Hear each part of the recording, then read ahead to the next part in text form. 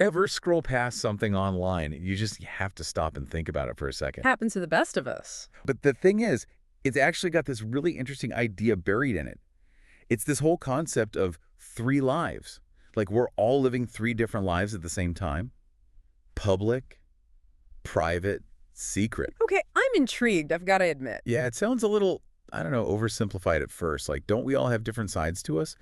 But the more you dig into it, the more it kind of makes you go, All right, well, let's unpack it. What's this video saying about our public life then? So they start off talking about the face we present to the world.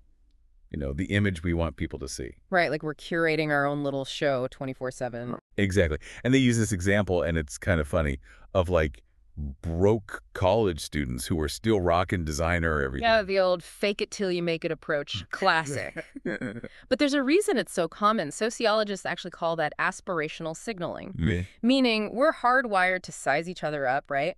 Judge success, status, even personality based on what we see, even if what we see isn't the whole story. Makes sense. So our public life is us, whether we mean to or not, playing into those judgments. Exactly. It's like this constant performance, even if we're not always aware we're on stage. Okay, so then where does that leave the private life? Like, where's the line between what we show everyone and what we keep closer to the vest? Right, because it's not like we're broadcasting our deepest, darkest secrets to the whole world, usually. Well, about that, this video, it gets kind of funny, actually. They use this example, and just bear with me here, of someone whose feet, well, let's just say they're not exactly rose-scented. Okay, vivid imagery there. I'm picking up what you're putting down. And the idea is this little quirk, this less than glamorous detail, it's something only their spouse, their person, knows about.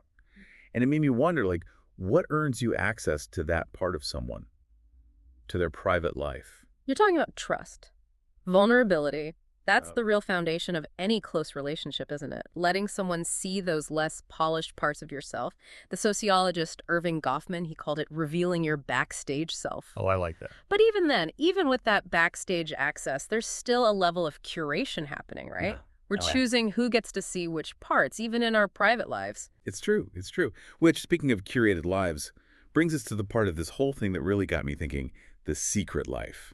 And here's where it gets really interesting, because the video, it just throws that term out there, secret life, and then nothing. No explanation. Right. Like, what is that even? Exactly. It's a blank slate. And I think that's what makes it so thought-provoking, because it forces us to come up with our own interpretations.